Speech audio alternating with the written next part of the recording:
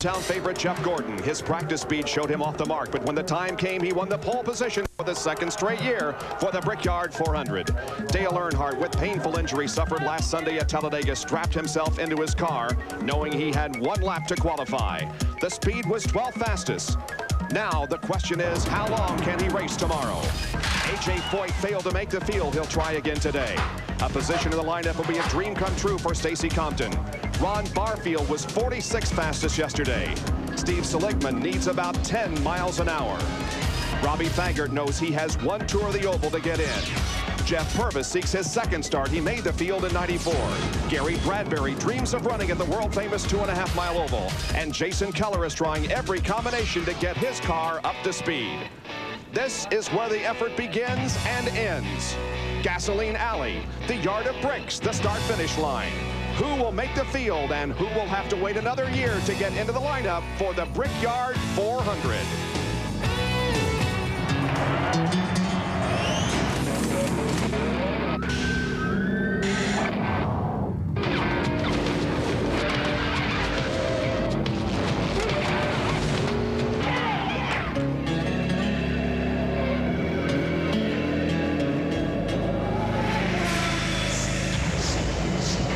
ESPN2 welcomes you live for more qualifying for the third annual Brickyard 400. We're at the Indianapolis Motor Speedway and it's second round qualifying. It is crunch time. 15 drivers have indicated they want a second attempt at qualifying, and we're just about set to go. Here's Jerry Punch. Bob, out on the line here yesterday, 48 cars rolled off to attempt to qualify for 25 starting spots in round one of qualifying. If you do the math, that leaves 23 cars vying for 13 starting spots. Of those 23, 8 will stand on their time from yesterday, and behind me, 15 cars and drivers, hopefuls lined up to make a run today. They know they get one chance, one final chance, one lap on this 2.5-mile oval to be able to run the biggest race in NASCAR history in terms of purse, $4.7 million. These 15 drivers know the sacrifices are high. You may come here with nothing, but if your sacrifice pays off, you may leave here with a lot. Here's Bill Weber. Most race fans are very familiar with these magnificent haulers that the NASCAR Winston Cup teams use to get from race to race. It's beautiful in here. There's a lounge up front, everything you could possibly need for your race car. Room for 2 race cars on top of this transporter. There's a microwave, a refrigerator. If you walk out the back, there's a television monitor hooked up to a satellite so you can watch our ESPN2 coverage. There's a computer screen right here that keeps track of all the times of the race cars on the track. It's everything you need to get to the race each week, and then a few things to make it a little bit more enjoyable when you do get there. I think the race teams really appreciate that. I'll tell you one guy that really would appreciate something like that. Stacy Compton from Lynchburg, Virginia. How did he get here? He towed this trailer. It's not very big, but it is very effective. Everything he needs, maybe not everything he wants, but everything he needs is right in here. Room for his race car, his tires, his springs, his shocks. The backup car, which is still sitting in this trailer, was towed up here on a separate trailer. The car Stacy's using to qualify here, the same car he qualified so well with at Martinsville, Virginia. And how did the driver get to the Indianapolis Motor Speedway? Well, he helped drive this dually 15 hours from Lynchburg, Virginia. A lot of multi-million-dollar teams here trying to win the Brickyard 400. A few teams trying to make their dream come true. And Ned, just by finishing last in this race because of the size of the purse, you can make some money here. Here are the top qualifiers from yesterday. Now remember that the top 25 were automatically locked in to a starting position with Jeff Gordon starting from the pole. The 25th position went yesterday to Dick Trickle. Now the others that you will see here without a yellow mark by his name indicates that that driver has elected to stand on his time from yesterday, including everybody through 30. But now the drivers with a yellow mark to the right of their make of car indicate that they will be on the racetrack here in the next half hour or so and taking another shot at getting into the starting lineup. So the eight drivers stood on their time. So technically there are only 5 positions open, and it is absolutely crunch time now. You have to just give it all you got. You can't afford to hold anything back. In fact, you got to go beyond the limit to try to get in this race, in this one lap of qualifying that they have. The weather conditions are just about the same as they have been the last couple of days. Mostly sunshine. However, there are enough clouds that once in a while the track will cool to the point where a driver can actually pick up some speed because of that. I can't imagine, Ned, the amount of pressure that's on each and every one of these drivers. They've got one lap around the Indianapolis Motor Speedway to either make it or go home. The pressure is tremendous, Bob. When they buckle up, you know, when you take the green flag for this race, once you've gotten in it, or the Daytona 500, yes, you have butterflies in your stomach, but nothing like that you have right now just trying to get into the field. And Bobby Hamilton in the Richard Petty STP Pontiac is the first one who will attempt here today.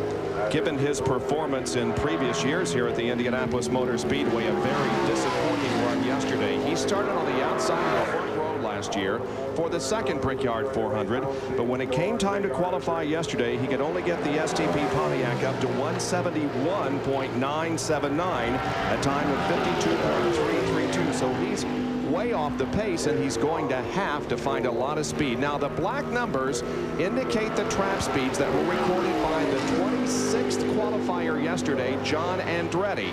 And of course, it is very important to better those numbers and become second round fastest qualifier. There's a lot at stake there. Oh, yes. So there's money up for grabs, about $5,000, and also it would give you an opportunity, if you're the second round fastest qualifier, to draw for a wild card entry into the Busch Clash. That won't affect Bobby Hamilton. He already has a pole and is not eligible for the Busch Clash as a result of not wearing the sticker.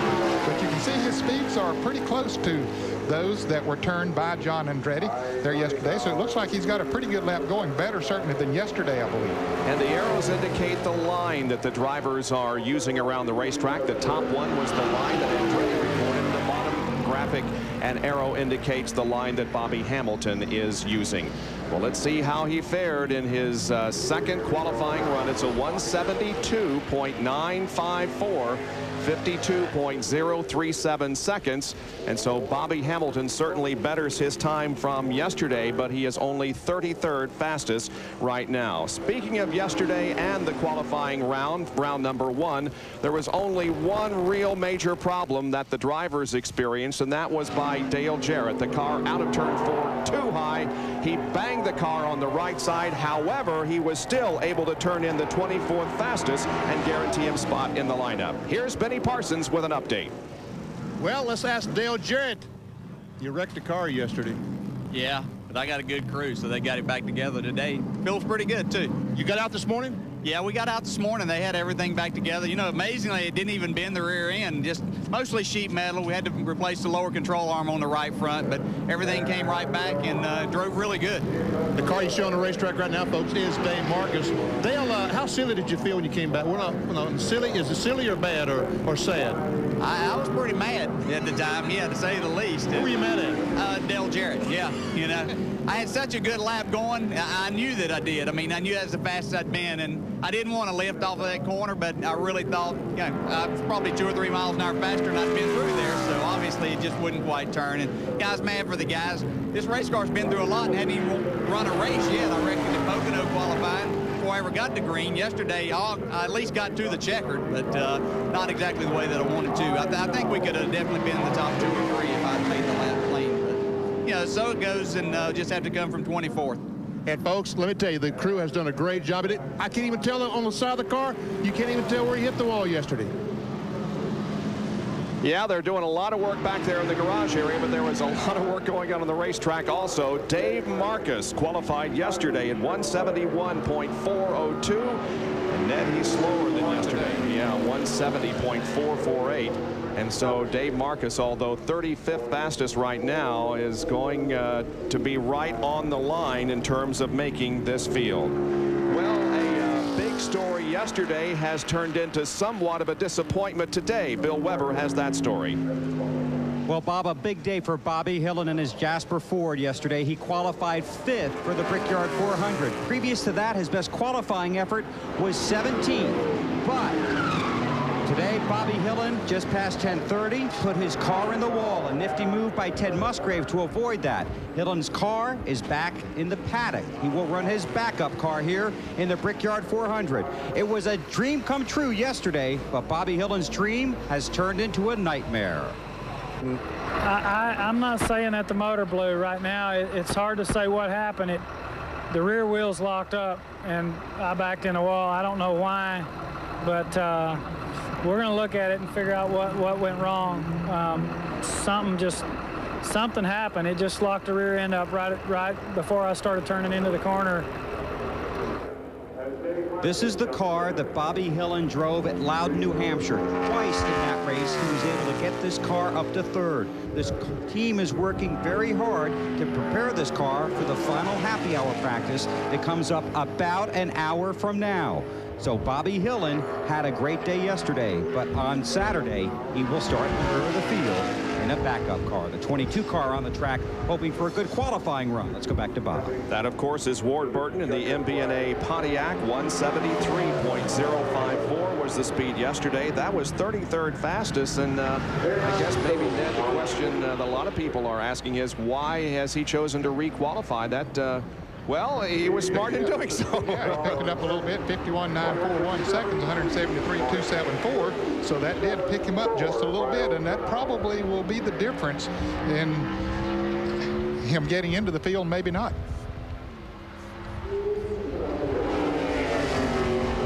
So Ward Burton is slowing down on the backstretch. Meanwhile, we have a car on the racetrack, and it is Jason. No, who is this?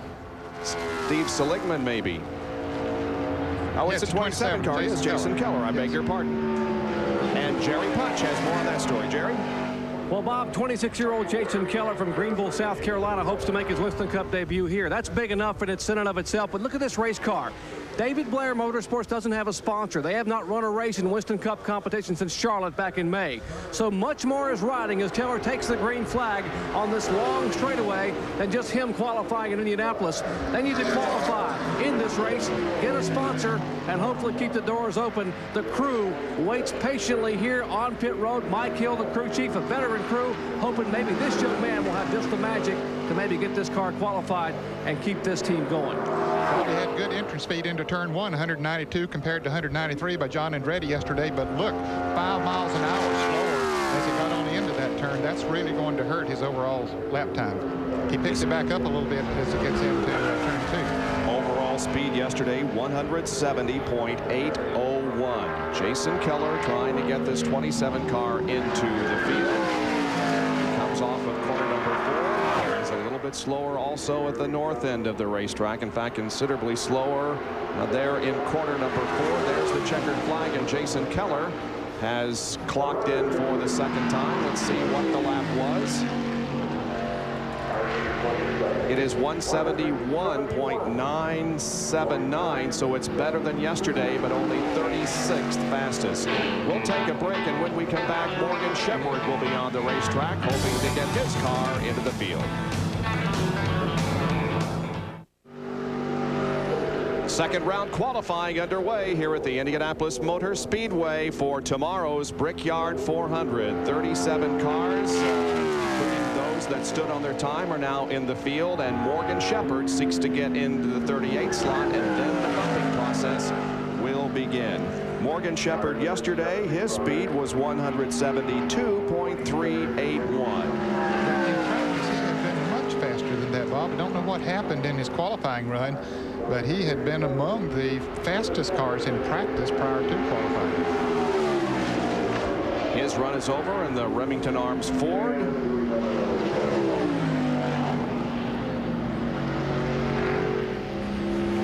And the time is 52.045 seconds, 172.927 miles an hour. That's 35th fastest. And he wound up 37th fastest yesterday, so he did improve a little bit. Now the bumping process is going to begin.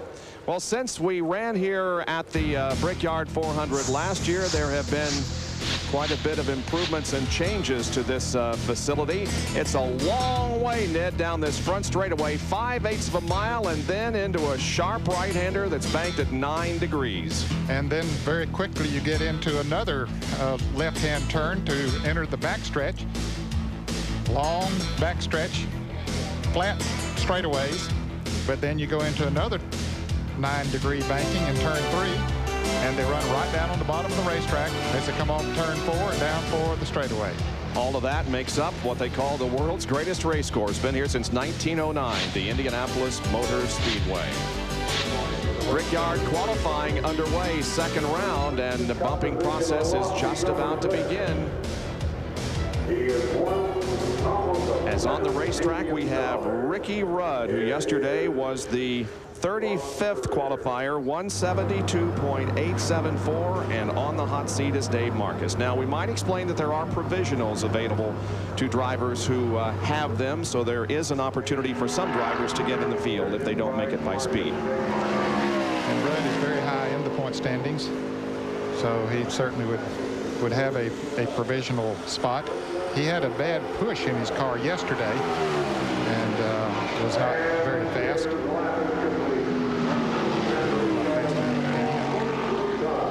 Conditions pretty good here right now. There is a cloud over the sun. Showing you the bubble speed. It is 171.9, 173 for Ricky Rudd. And let's go down to Bill Weber. Well, that cloud's not just over the track. That cloud's a little bit over Dave Marcus, too. Tough break for you, Dave. Just didn't have it. You're on the bubble right now. Yeah, well, I mean, you know, it's all we had. We tried it our best, and you know, I hope that we can make it. Our sponsor Prodigy and everyone else is concerned. You know, everybody's worked hard. We tested well here, but we just can't seem to. We haven't got going since we came back, and I can't really put my finger on it. We've changed shocks and springs and about everything, and you know, we just haven't been able to get it yet. And we gave it another try today, and we did not run as good as yesterday. So you know, we're just I don't know what to say. Wait and see for Dave Marcus. I can tell you he climbed out of that car and immediately started signing autographs for his fans. Let's go to Jerry Punch. Well, Bill, as the green flag waves for Jeff Purvis, you can't mention Indianapolis Motor Speedway without mentioning this man right here, A.J. Foyt, Supertex, four-time winner of the Indianapolis 500. Yesterday, in this Ford Thunderbird, he was 42nd fastest at a 52.44. He said he nearly lost the car coming out of fourth, what he told me a moment ago, but they have picked up 2 or 3/10 of a second. This is the car that Mike Wallace used to win both the ARCA races, driving for Barry Owen early in the year, and A.J. has borrowed here. He is hopeful of maybe getting this car qualified for the Brickyard 400. Bob? And Jeff Purvis is on the racetrack and using every available inch and then some to get this car into the show, and he's about to complete the run. He has touched the wall on the right side of the car. We'll show you a replay in just a moment as he takes the checkered flag. And the bubble speed that he is shooting for is 171.979 miles an hour. That is the time and speed recorded by Jason Keller. And it's 171.314. Didn't make it. No, he did not make it. And I expect hitting the wall slowed him down some. And let's watch it now as he comes off of turn 2. I believe that would be 4. Well, it's in the short chute, actually, between turns 1 and 2. Yep. And he got up there and grazed her pretty good, didn't he? Yes, he did. You can see he's pretty high coming off the turn there. The tires just simply would not get traction and shoots him right into the wall. Certainly scraped some speed off and also had to affect him on the other turns of the racetrack. And now here is the 4-time Indianapolis 500 champion who failed to qualify for the race last year. He was in the inaugural field in 1994. Yesterday, A.J. Foyt could only get a 171.608 from this Kennametal car, and he's going to try to get into the show right now. Let's watch and see what happens as another driver who the crowd would very much like to see get into the field is going to try to do so. Certainly no one knows their way around this Indianapolis Motor Speedway better than A.J. Foyt. Good line as he went through that turn, kept her very low on the racetrack, was able to keep it off the wall there where Jeff Purvis was not able to. Well, he was much faster there in turn 1 than Jason Keller was. So this may be enough to get a Foyt into the field. We'll have to wait and see. A little slower out in turn number 2. Down the back stretch into corner number 3. And a little slower there too. Yeah, a little slower there. So he's going to have to pick up some speed here coming off of turn 4. That's the tires over on the white paint in turn number 4. Checkered flag comes out for A.J. Foyt. Is he going to make it this year? 400 field. Stopwatches are going, and well, the reaction is not good. He did not make it. Sure didn't. Missed by about a mile and a half an hour, as a matter of fact. 170.396. Well, that's too bad for A.J. Foyt, so we will not see Super Tex in the starting lineup. We talked about people like Stacy Compton. It would mean so much to get into the field to Stacy and others. Bill Weber has more on that. Well, Stacy Compton's car has just come through inspection. They will push it now to the grid while he will attempt his qualifying run to make the Brickyard 400. It has not been a very easy day. This is a normal spark plug that would be in Stacy's car, but you want to run your motor as lean and as mean as possible. But you don't want something like this to happen, because this is what did happen to Stacy Compton's car. He burned this piston, or this spark plug rather, and that's not the worst part of it. He also burned the piston, which looks even worse than this. So he's had a difficult morning. They've changed motors. The motor they have put in this car is the same one they ran at Charlotte. It has a number of laps on it, but has no laps on it here at Indianapolis. So Stacy Compton, we showed you his rig. We talked about his dream. Right now, he's going to go out on this 2.5-mile oval and see if his dream can come true. Similar situation for Randy McDonald, a young, struggling driver, hoping he can make it into the Brickyard 400. You remember how well that Stacy Compton ran at Martinsville earlier this year, and he came here to the Indianapolis Motor Speedway and tested on 2 different occasions, just trying everything he could to get into the field. We'll see how that goes in just a few minutes. Meanwhile, let's watch Randy McDonald. Hey, he's got better speeds all the way around, excepting his entry into turn 1, Bob. He has picked up everywhere, even there coming off of turn 4. So he might be able to do it. Now, had he stood on his time from yesterday, Bob, right now he'd be in the field. He'd probably be on the bubble, but at least he'd be in the field. But he might have a better lap than he had yesterday at 52.30. Jason Keller is on the bubble at 171.979. Oh, it was close. It was very close, but Randy McDonald did not make it. Jason Keller remains on the bubble. We'll run down the field and show you the rest of the qualifiers in second round when we come back to Indianapolis.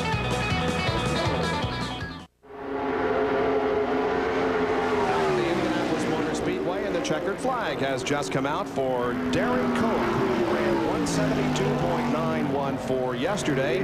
He needs a 171.979 today to get into the field, and I believe that Derek Cope has indeed done it. There it is, 173.154, so he's 34th fastest. Derek Cope is in, Jason Keller is out, and now Ricky Craven will move to the bubble. Craven, of course, will be able to get in on a provisional should he get bumped, but the 38th car there is the one to keep your eye on. Everybody below 38, Keller, McDonald, Purvis, Marcus, and Foyt, have failed to make the field. The last qualifier to go out will be Ron Barfield. Here's Jerry. No drama at all, Ron. Here you'll probably be the final car to go out in the Bill Elliott Motorsports Ford. Can you pick it up from yesterday? Yeah, you know, this morning we run about 8/10 faster than we qualified yesterday, and you know, I got a good car here. I'm trying to still get used to the racetrack, but I think we're going to be all right if we can get a good lap on qualifying. But you know, I got to thank New Holland and McDonald's for putting me in this show, and you know, I'm really looking forward to it. Many say he's the heir apparent, Bob. Never run a Winston Cup race, never been in the Indianapolis Motor Speedway, but Bill Elliott thinks this young man has a bright future. That's why he's in the Bill Elliott Motorsports backup car here today. No doubt he has shown us even this year that he is a man to be contending with in the coming years, doing well in ARCA, another series, but is struggling a bit here at the Indianapolis Motor Speedway. He will be up in a few minutes. Meanwhile, let's watch the run of Robbie Faggart, and now again we're comparing everything to Ricky Craven's speed, 172.751. And again, Bob, his speeds look good compared to Ricky Craven. But fans, bear in mind that you see how many spots on the racetrack that we are clocking. That's the trap speed at that particular point on the racetrack. It doesn't take into consideration if they might slip a little bit or something that might happen somewhere along the way that will affect the overall speed. He was above 162 off of corner number 4. That is not going to be able to get him into the field. Much slower than Ricky Craven turned in that particular area of the racetrack. And so Fanger does only a 170.882, and that is not good enough to make the field, and so Ricky Craven does remain on the bubble. Fanger slowing the car down in the backstretch. BP, where are you? Well, Bob, I'm with Charlie Presley, the crew chief on the Ricky Craven Kodiak Chevrolet. And who made the decision to stand on that time? Well, we both did, Benny. The car wasn't quite, we didn't get to test, so it hurt our qualifying effort. And the car's not driving where we want it to for a 400-mile race here. So we elected just to spend our time this morning working on race setup. We knew we were in the field with all the provisionals. You know, we're in the show. And we elected just to get ready to go out and do the best we can tomorrow. There's not a lot of difference in 36th and 40th, is there? No, sir, there sure isn't.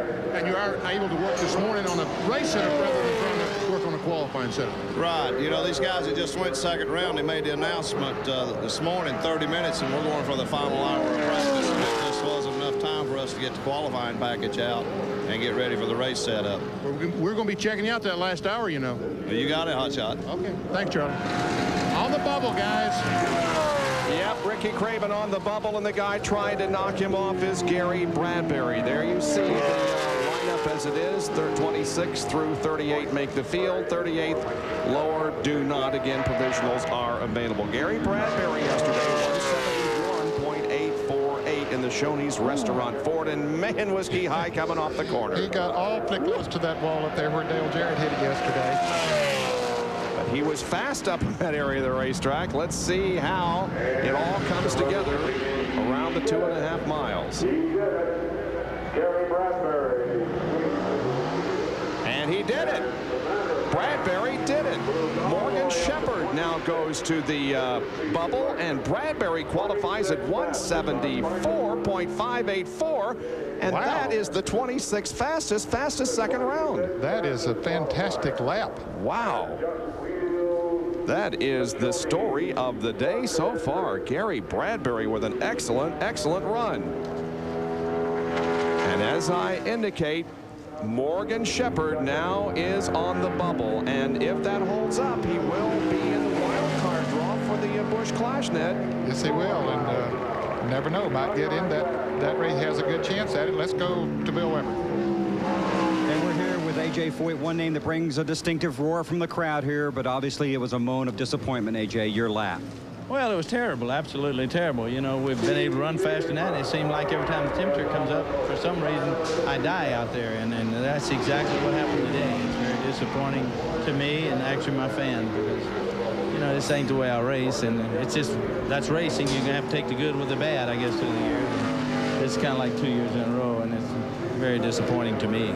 Will you try it again, A.J.? Oh, yeah. I've never been a quitter, you know, but, you know, it gets kind of disturbing, you know, but I don't know what I'll do anymore, to be honest with you. It would be something special, though, to be in the Brickyard, wouldn't it? Well, I've been here the first year, and that meant as much as anything qualifying the first year, but still, I don't care where I go to race. I don't like to miss no race, and that's all I can say. Yesterday, I screwed up, but, you know, I'm trying to make up some difference, and today I thought this morning we shook down and run real good. There was no problem, but it seemed like every time the temperature come up on me, it just kills me for some reason. I don't know why. Okay, that's A.J. Foyt. He will not be in the starting field on Saturday, Bob. He still has a charisma. He still has an effect on the crowd here. Steve Seligman did not come even close with a 167.713. He was considerably faster than yesterday's 163.1, but still, the dream does not come true for Steve Seligman. No, unfortunately, it was a good effort, but not good enough. Ron Barfield and Stacy Compton, the only two that will remain here in the final minutes of qualifying. Ron Barfield is out there. And again, Morgan Shepherd on the bubble with a 172.927. Barfield ran a 170.168 yesterday. So he has to pick it up quite a bit. He told us that he thought he could. Get a good lap. The sun is sort of shining here right now. Yes, it is. Morgan Shepherd watches intently, hoping that he will not get bumped from the starting lineup. And Ron Barfield is on the racetrack, hoping, of course, that he can. Barfield brings sponsorship to this race car, and let's see how his speeds compare with those of Morgan Shepherd. Not too far off, Bob. In fact, they're pretty close. Yes, they are. You see the line also that Barfield is running. He ran a little bit lower line there in the north south end of the racetrack. It's almost identical. Yep. Coming off the corner now, the question is, can he carry the speed off of corner number 4 and bring it to the line? Let's see if Morgan Shepherd is in or out, and if Barfield is in or out. He's 40th, but that's not good enough. 172.741 at 52.101, and Morgan Shepherd survives.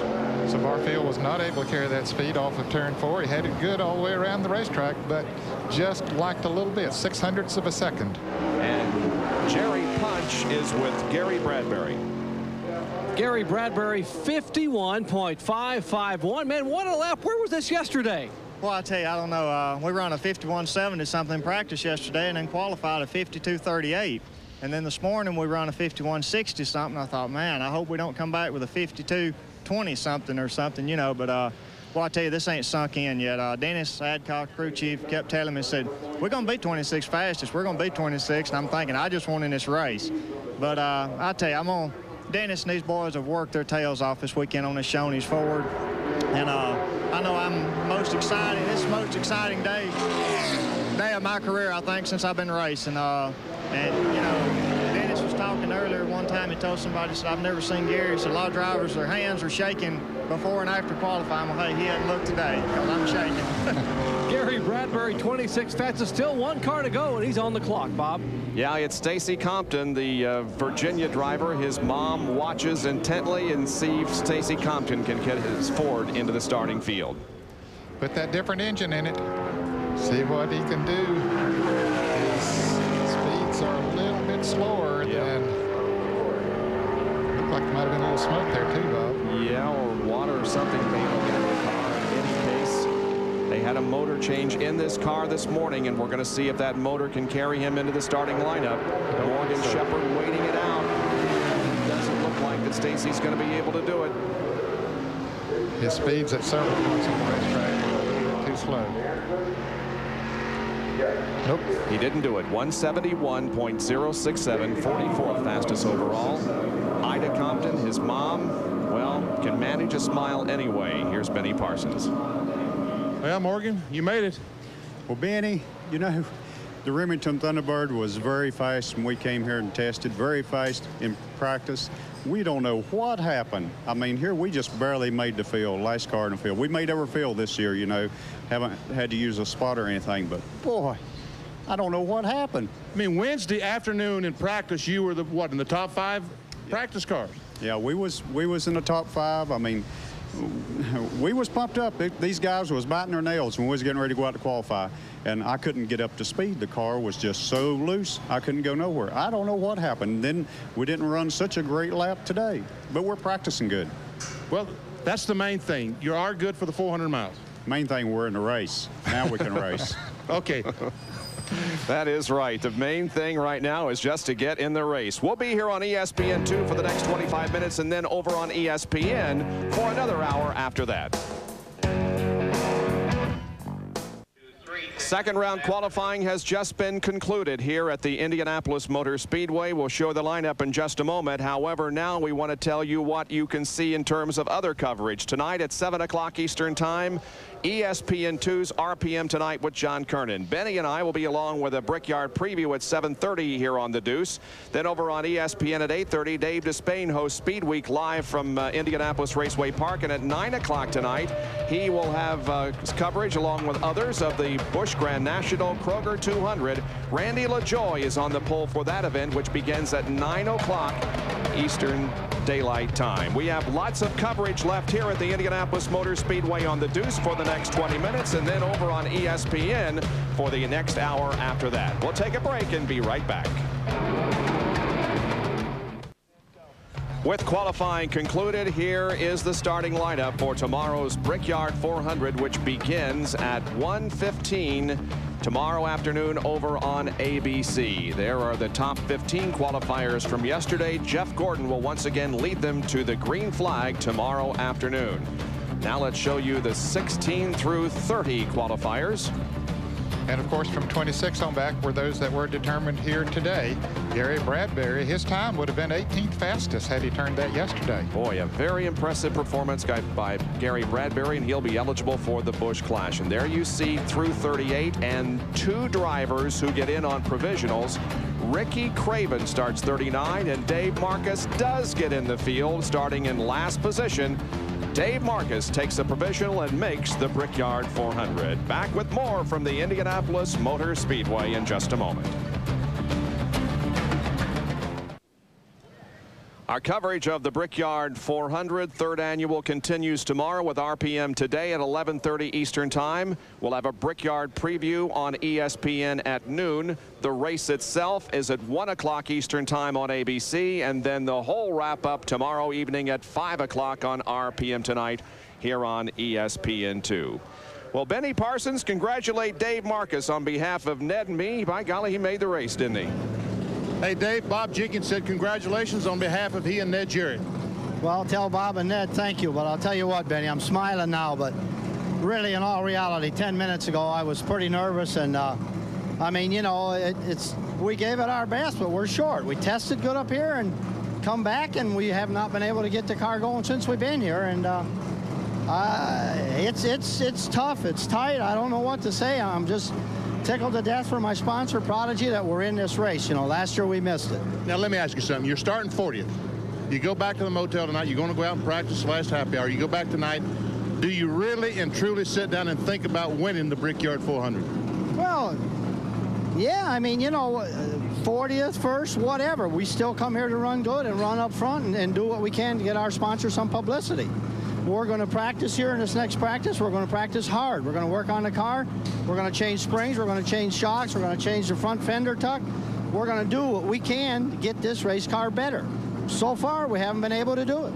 Bob, 40 cars tomorrow on the Brickyard 400. Every one of them, when they go to sleep tonight, will dream about winning the Brickyard 400.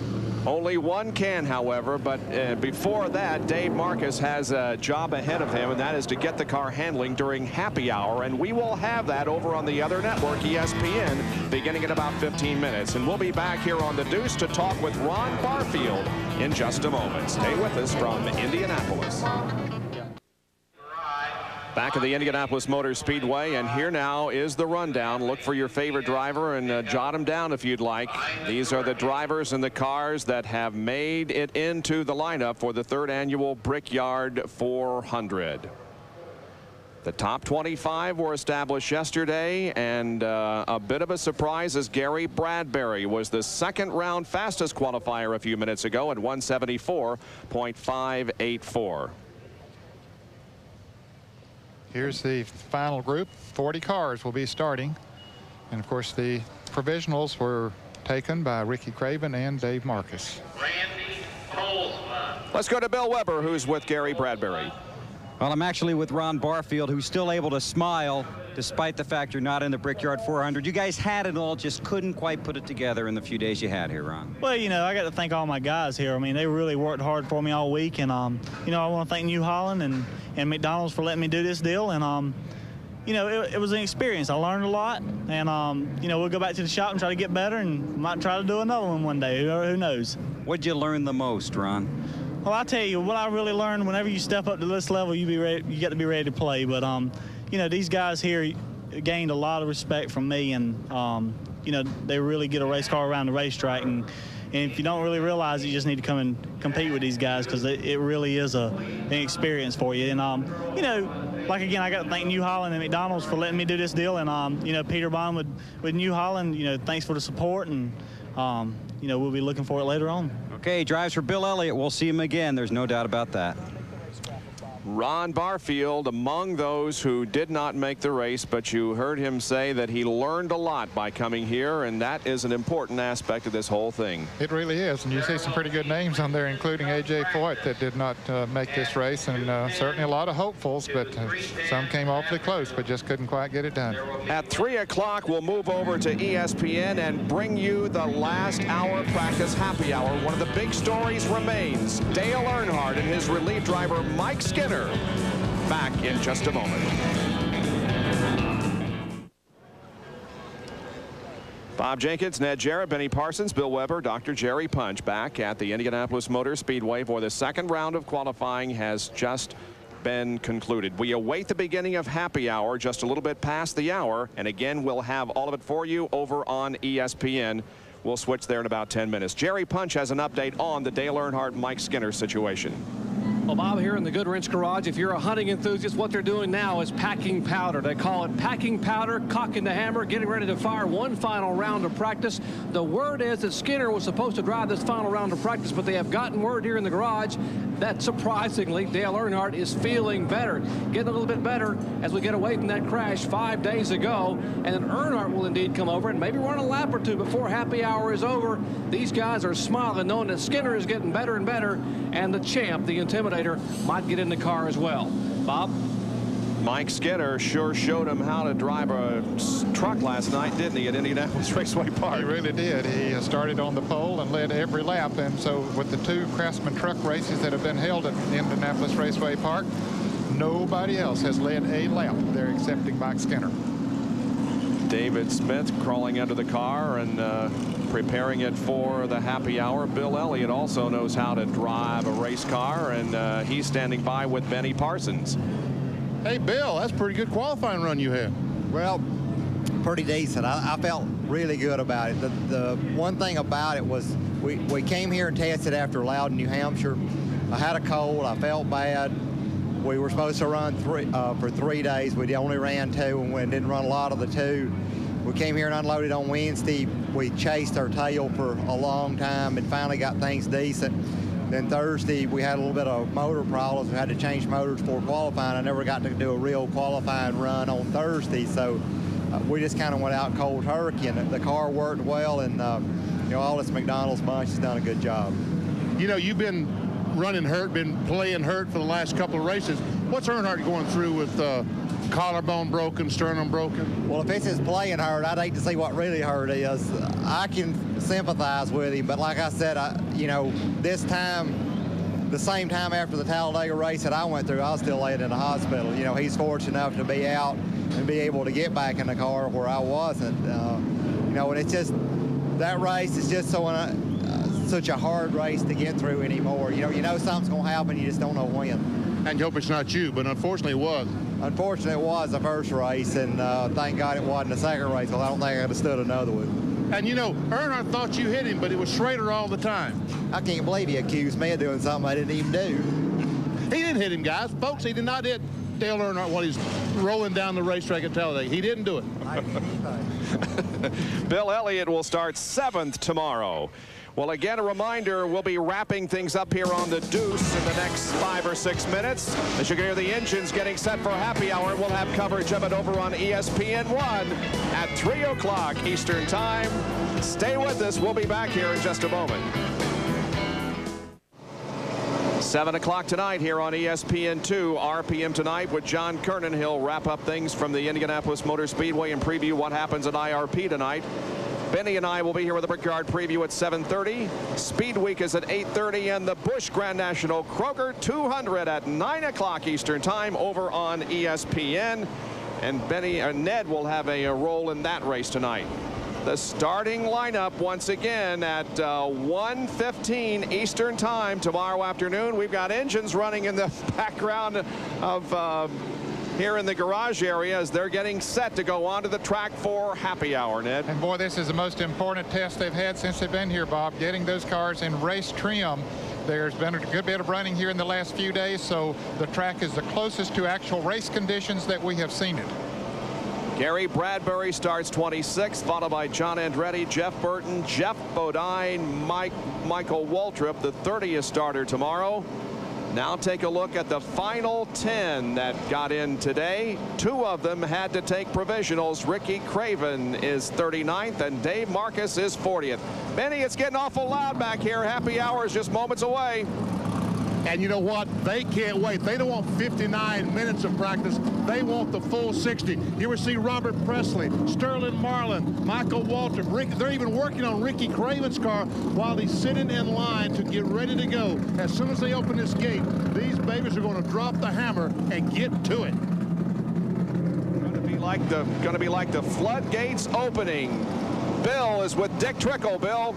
And Dick's anxious to climb into his Ford. I just asked him, are you going to race good on Saturday? He looked at me out of the corner of his eye and said, we're going to be okay. Well, this hour tells you a lot. You know, this is our final tune-up. This morning we ran some good laps, but we're a little on the tight side, a little on the loose side. We'll try to balance out this last hour, but you know, we had some good news and bad news qualifying. We didn't get the lap we expected. We had practiced faster than that. But the good news was we made it the first round. So now we're in. We got a good race car, good engine. Larry Walsh builds a super motor. And I see the Heilig Meyer car in the top 10. Dick Trickle starts 25th in the Brickyard to Dr. Punch.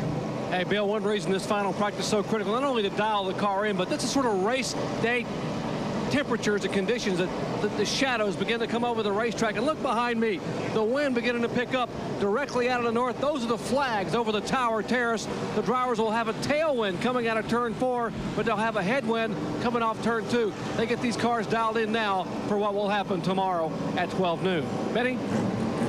Hey, all the cars are rolling on the racetrack. Travis Carter, you got 1 hour. What are your first change you're going to make?